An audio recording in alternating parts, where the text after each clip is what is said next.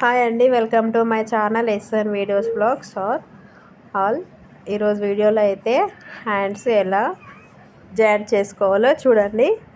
First అయితే మనం బ్లౌజ్ని ఇలా స్ట్రైట్గా వేసుకోవాలి. హ్యాండ్ అనేది రివర్స్లో ఇలా మనము హ్యాండ్కి మధ్యలో మిడిల్లో టక్ అనేది పెట్టుకుంటాం కదా, అక్కడ నుండి హ్యాండ్ ఈ విధంగా జాయింటింగ్ అయితే చేసుకోవాలి. చాలామందికి హ్యాండ్స్ జాయింటింగ్ తర్వాత మధ్యలో సైడ్ జాయింట్ కుట్లు అనేది స్ట్రైట్గా రావడం లేదు అని చాలా వీడియోస్లో చూసాను నేనైతే. ఒకసారి మీకు చూపిస్తా చూడండి.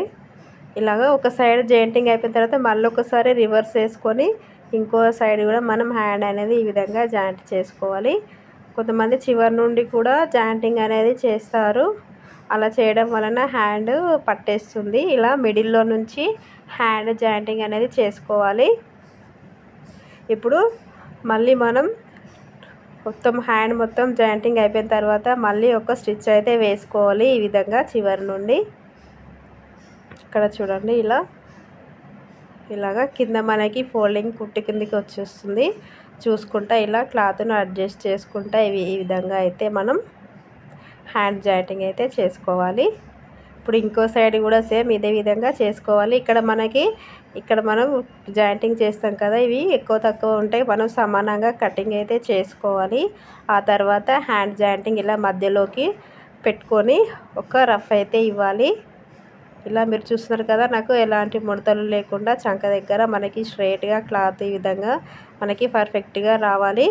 అప్పుడే మనకు ఫిట్టింగ్ అనేది ముడతలు లేకుండా బాగా వస్తుంది. ఈ ఖర్చు కూడా మనకి బ్యాక్ సైడ్ వెళ్ళేటట్టు చూసుకోవాలి. షోల్డర్ జాయింటింగ్ ఖర్చు కూడా ఇలా చూడండి, ఈ విధంగా ఒక కుట్టు అయితే వేసుకోవాలి. ఇలాగా అయిపోయిందండి. నేను ఇంకో స్టిచ్ కూడా వేసిన తర్వాత ఇప్పుడు హ్యాండ్ మీకు జాయింటింగ్ అయితే చూపిస్తా. సైడ్ జాయింట్లో హ్యాండ్ లూజ్ మనం సైజ్ బ్లౌజ్ తోటి ఇలా చూసుకోవాలి. ఫస్ట్ ఇలా ఒక మార్క్ అయితే పెట్టుకోవాలి. తర్వాత ఇలాగా చంక రౌండ్ కూడా మనం ఈ విధంగా చెక్ చేసుకొని ఒక డాట్ అయితే పెట్టుకోవాలి. ఇలా ఒక రఫ్ అయితే ఇవ్వాలి మెయిన్ హ్యాండ్ లూజ్ దగ్గర. తర్వాత చంక లూజు కింద అడ్జస్ట్ మనకి రెండు సమానంగా వస్తున్నాయా లేదా అని ఈ విధంగా చెక్ చేసుకోవాలి. ఇలా చూడండి, ఇక్కడ ఇలాగా ఖర్చు మాత్రం పైకే ఉండాలి. ఒకటి కిందికి ఒకటి పైకి అయితే ఉండకూడదు, రెండు పైకే ఉండాలి. ఇలా మనం కింది దాన్ని కూడా ఈ విధంగా అడ్జస్ట్ చేసుకొని స్టిచ్ అనేది వేసుకోవాలి. ఇప్పుడు మనం ఉక్స్ పట్టి సైడ్ అయినా కాజా పట్టి సైడ్ అయినా మనం సైజ్ అనేది ఈ విధంగా సైజ్ బ్లౌజ్ తోటి ఈ విధంగా చెక్ చేసుకొని ఒక మార్క్ అయితే పెట్టుకోవాలి. ఇలా వీడియో నచ్చితే లైక్ చేయండి ఫ్రెండ్స్. మా ఛానల్ని ఫస్ట్ టైం చూస్తే సబ్స్క్రైబ్ చేసుకోండి. ఈ విధంగా రెండు మనకి సమానంగా ఉన్నాయా లేదా చూసుకొని మనకి సైడ్ కుట్లు అనేటివి ఇప్పుడు మనకు సమానంగా వస్తాయి. చూడండి, ఇలా మనం నీట్గా ముడతలు లేకుండా నీట్గా ఒక స్టిచ్ అయితే వేసుకోవాలి. ఇలా చూడండి, ఎక్స్ట్రా క్లాత్ అంతా కట్ చేసుకోవాలి. 3 అన్నా 4 అన్నా స్టిచ్చెస్ అయితే వేసుకోవాలి. ఇక్కడ చూడండి, నాకు ఈ విధంగా అయితే స్ట్రైట్గా వచ్చింది కుట్ట అనేది. ఇప్పుడు ఇంకో సైడ్ కూడా సేమ్ ఇదే విధంగా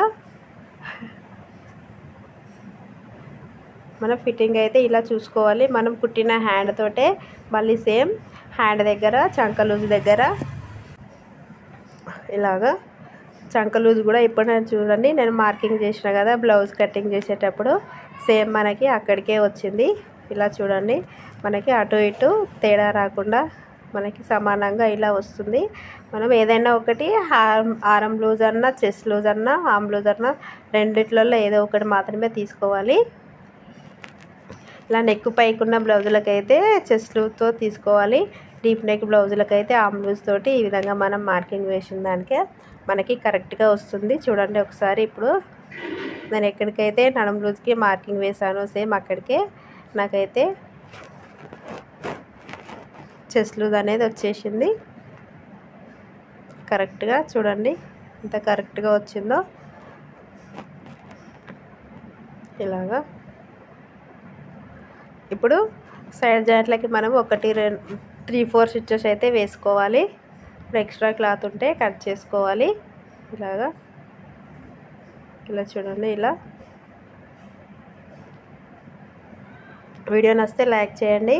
మా ఛానల్ని ఫస్ట్ టైం చూస్తే సబ్స్క్రైబ్ చేసుకోండి. ఇక్కడ మీరు చూస్తున్నారు కదా, నేను వేసిన మార్కింగ్కు చెస్ట్ లూజ్ అనేది 46, ఆర్మ్ లూజ్ అనేది 11 ఇంచెస్. దీనికి 11 ఇంచెస్కు 4 ఇంచెస్గా మనం యాడ్ చేసుకుంటే 46 వచ్చేస్తుంది. ఇలా ఎక్స్ట్రాస్ కూడా కట్ చేసుకోవాలి. వీడియో నచ్చితే లైక్ చేయండి. Thank you for watching.